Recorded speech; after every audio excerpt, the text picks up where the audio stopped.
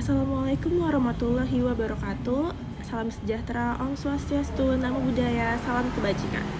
Perkenalkan, kami dari kelompok 9 Geologi Panas Bumi dengan tema penilaian prospek panas bumi Bedugul menggunakan pemodelan reservoir numerik. Dengan saya Gian Salma dan 4 teman saya yang lainnya. Di slide yang pertama terdapat lokasi lapangan panas bumi Bedugul. Lapangan panas bumi Bedugul terletak di Pulau Bali, Indonesia. Lebih tepatnya, lapangan ini berada di dalam sebuah kaldera besar yang namanya Kaldera Buyan sampai Bratan, yang terletak di Kabupaten Tabanan. Jarak lapangan Bedugul dari kota Denpasar, ibu kota Bali, adalah sekitar 60 km ke arah utara. Jadi, untuk mencapai sini dari Denpasar, kita harus naik ke daerah pegunungan di tengah-tengah Pulau Bali. Area kerja panas bumi ini memiliki luas sekitar 105 km persegi dan disebut wilayah kerja panas bumi Tabanan. Di daerah ini, kita bisa melihat manifestasi panas bumi yang khas, seperti mata air panas hangat dan fumarola, yaitu lubang di tanah yang mengeluarkan asap panas dan gas. Sekarang kita lanjut ke kondisi geologi Bedugul. Sistem panas bumi Bedugul terbentuk karena aktivitas gunung api yang masih muda terjadi pada zaman Pleistosen hingga Holosen. Batuan yang mendominasi daerah ini adalah batuan vulkanik, yaitu lava, bereaksi vulkanik, tuff, dan di permukaan ada juga aluvium. Bedugul berada di dalam kaldera raksasa, Buyan sampai Bratan, yang dikelilingi oleh beberapa gunung muda seperti Gunung Tapak, Gunung Lesong, dan Gunung Pohen. Salah satu dari gunung-gunung ini, yaitu Gunung Tapak, dipercaya sebagai sumber panas utama sistem panas bumi Bedugul. Struktur geologi yang sangat penting adalah sesar atau retakan di dalam bumi yang berarah barat laut hingga tenggara. Sesar-sesar ini berperan mengontrol di mana fluida panas naik ke permukaan dan di mana mata air panas atau fumarola muncul. Dari data geokimia, kami ketahui bahwa air panas dalam reservoir Bedugul adalah tipe mature chloride water, yang artinya air kaya klorida dan menunjukkan ciri-ciri sistem panas bumi suhu tinggi dengan temperatur sekitar 280 hingga 300 derajat Celcius. Sumber panas berasal dari magma yang sedang mendingin yang dalam geologi disebut cooling dike dan letaknya di bawah Gunung Tapak. Lapangan panas bumi Bedugul mulai dieksplorasi pada periode 1945 hingga 1997. Diawali dengan penandatanganan kontrak operasi bersama atau JOC. Pada tahap awal ini dilakukan survei geologi, geofisika, dan resistivitas untuk mengidentifikasi indikasi sistem panas bumi. Selanjutnya, pada tahun 1997 dilakukan pengaboran sumur landai suhu atau core holes dengan kedalaman hingga sekitar 1.400 meter, serta 3 sumber eksplorasi dalam yaitu BL01 hingga BL03 dengan kedalaman mencapai lebih dari 2.800 meter. Meskipun menunjukkan potensi yang besar, proyek ini sempat ditangguhkan pada tahun 2004 akibat resistensi dari masyarakat lokal dan pemerintah daerah. Oleh karena itu, hingga saat ini Bedugul masih dikategorikan berada pada fase eksplorasi. Berdasarkan data awal, lapangan ini semula diinterpretasikan sebagai sistem dominasi uap. Namun, interpretasi tersebut kemudian diperbarui seiring berkembangnya data dan juga metode analisis. Pada tahap pengembangan terkini dilakukan pemodelan reservoir menggunakan simulasi numerik atau TOF2 untuk membangun natural state model. Tujuannya yaitu untuk memvalidasi kondisi bawah permukaan serta untuk memperbarui konseptual model di lapangan. Hasil dari pemodelan ini menunjukkan bahwa Bedugul sebenarnya merupakan sistem yang didominasi oleh air dengan sumber panas utamanya itu berada di bawah Gunung Tapak. Selanjutnya, Asesmen sumber daya dilakukan menggunakan metode Monte Carlo. Dari hasil ini diperoleh estimasi cadangan terbukti P50 sebesar 33,4 MW serta cadangan mungkin dari P50 sebesar 136,3 MW untuk masa operasi sekitar 30 tahun.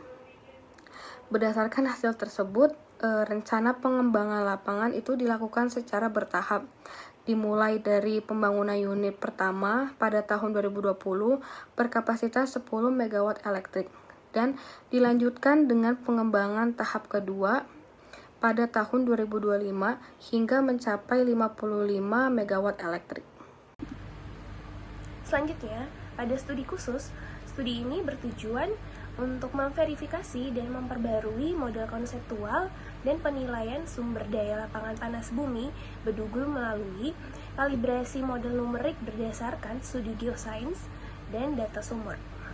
Tentang data sumur eksplorasi well data itu bel 01 kedalaman 2300 meter suhu minus 240 celcius, bel 02 kedalaman 2744 meter suhu minus 310 celcius, bel 03 kedalaman 2800 meter suhu minus 280 celcius. Data pendukung 5 sumur gradien suhu dangkal TCH minus 1 sampai TCH 5. Data karakteristik reservoir sistem, jenis sistem dominasi air water domination system. Suhu reservoir air Florida netter berdasarkan data sumber bel 02 bel 3. Suhu reservoir 280 Celcius sampai 300 Celcius berdasarkan geothermal Na Kg Mg. Gas cutter gas non condensable NCG rendah minus 0,6% berat. Data spesies model numerik TOUGH 2 luas area model 10 kali 10 km. Kedalaman vertikal 4,8 km. Struktur grain 27.864 bulog aktif. Input panas airflow 125 sampai 250. Kondisi batas boundary samping non flow boundary atas tekan 1 bar suhu 20 Celcius. Data hasil kalibrasi natural set percocokan pengontrol dengan data lapangan menunjukkan tingkat akurasi RMSE sebagai ralat suhu temperatur SM 1,65 Celcius 24,59 Celcius. Ralat tekanan brosur RMSE 0,111 bar sampai 15.000 bar. Kesimpulan model sudah terkalibrasi dengan sangat baik dan valid untuk prediksi. Oke, lanjut lagi. Data pendisian cadangan Monte Carlo berdasarkan simulasi probabilitas untuk masa kontrak 30 tahun. Luas area prospek 11,35 km. Ketebalan reservoir 100.500 meter. Hasil penghitungan PGO proven terbukti 33 PMW. P50 profil mungkin 136 MW. 40 possible harapan tuh 287. Lokasi sumber panas aliran headshore berada di bawah kompleks Gunung Tapak vulkanik. Onflow tuh aliran atas area sekitar kawah pusat. Outflow itu aliran mengarah ke barat daya menuju ke mata air panas. Panas. Berikut saya akan menjelaskan mengenai metodologi yang digunakan dalam mengidentifikasi sistem hidrotermal dominasi air merujuk pada klasifikasi yang dikembangkan oleh Hochstein dan Brown pada tahun 2000. Yang pertama, geokimia metodologi atau geotermometri. Metode utama yang digunakan untuk memprediksi suhu reservoir sebelum pengeboran dimulai, yaitu adanya geotermometer silika menggunakan larutan kuarsa untuk memperkirakan suhu bawah permukaan, dan ada juga geotermometer kalium, natrium, magnesium untuk mengevaluasi keseimbangan air dan batuan dan membedakan antara air reservoir asli dan air permukaan atau pencampurannya. Selanjutnya ada metodologi geofisika. Magnetotelurik atau MT digunakan untuk memetakan struktur resistivitas. Sistem yang didominasi air biasanya menunjukkan zona konduktif, tebal, atau lapisan tanah liat di atas reservoir yang lebih resistif. Selanjutnya ada metode gravitasi, digunakan untuk memetakan struktur, pengendali, atau sesar dan batuan dasar yang memengaruhi aliran fluida. Berikut adalah rincian dari hasil studi tersebut. Hasil pertama dan yang menjadi pembeda paling fundamental adalah identifikasi fase fluida. Melalui studi ini, kita dapat menyimpulkan secara pasti bahwa reservoir didominasi oleh fase cair atau air panas. Hal ini sangat penting karena dalam pengembangannya, sifat fisik air berbeda jauh dengan uap. Hasil studi ini dibuktikan melalui data profil tekanan yang menunjukkan peningkatan tajam seiring bertambahnya kedalaman, yang kita kenal sebagai gradien hidrostatik air, berbeda dengan sistem dominasi uap, di mana tekanannya cenderung konstan. Pada sistem dominasi air, semakin dalam kita mengebor, maka tekanan yang kita temui akan semakin besar. Ini adalah informasi kunci bagi tim teknis untuk merancang konstruksi sumur yang aman dan efisien. Oke, berlanjut ke hasil yang kedua, yaitu pemetaan komponen sistem secara spasial. Output dari studi ini memungkinkan kita menentukan anatomi sistem panas bumi ke dalam dua zona utama yang menentukan arah aliran fluida. Pertama adalah zona upflow, yaitu jantung dari sistem hidrotermal di mana air panas naik secara vertikal akibat dorongan panas dari sumber panas di bawahnya. Kedua adalah zona outflow, yaitu wilayah di mana fluida panas mulai mengalir secara lateral atau menyamping karena terhalang oleh lapisan batuan, kedap air, atau karena pengaruh topografi. Pemetaan ini sangat vital karena membantu kita menentukan di mana posisi pusat energi berada dan kemana arah alirannya sebelum akhirnya mencapai permukaan dalam bentuk manifestasi seperti mata air panas Florida. Kemudian hasil ketiga yang sangat krusial bagi nilai ekonomi proyek adalah estimasi termal. Berdasarkan analisis data yang dikumpulkan, studi ini mampu memberikan prediksi suhu reservoir dengan tingkat akurasi yang tinggi.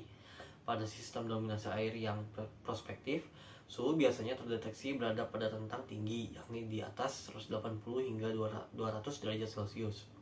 Angka ini bukan sekadar statistik, melainkan variabel utama dalam menghitung potensi daya listrik atau megawatt yang dapat dihasilkan. Dengan mengetahui suhu reservoir, kita bisa menentukan apakah lapangan ini layak dikembangkan secara komersial untuk memutar turbin pembangkit listrik dalam jangka panjang. Terakhir, hasil keempat dari studi ini adalah karakterisasi lapisan penutup atau yang sering disebut sebagai clay cap.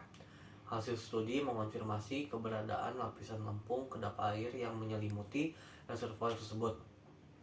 Lapisan ini memiliki peran pahlawan dalam sistem hidrotermal. Ia berfungsi sebagai segel atau isolator alami yang menjaga agar energi panas dan tekanan tinggi tidak bocor keluar ke permukaan secara percuma.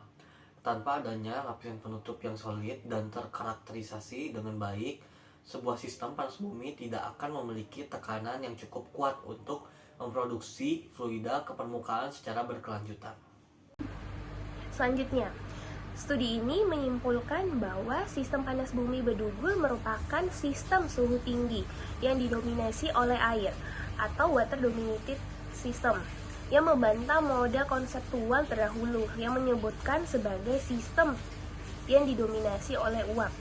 Pembaruan model konseptual menunjukkan bahwa sumber panas diperkirakan berada di bawah Gunung Tapak dengan suhu reservoir mencapai 280 sampai 300 derajat Celcius.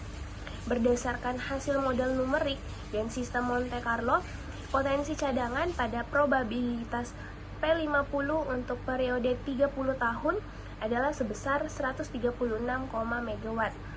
Untuk cadangan mungkin possible dan 33,4 MW untuk cadangan yang terbukti. Selanjutnya, kita mempunyai tabel kontribusi di mana setiap anggota telah menyelesaikan dan mengerjakan bagiannya. Dan berikut adalah referensi atau jurnal utama dari kelompok kami. Dan sekian, terima kasih. Mohon maaf bila ada salah kata, salah ucapkan, atau salah dalam penulisan. Sekian, terima kasih.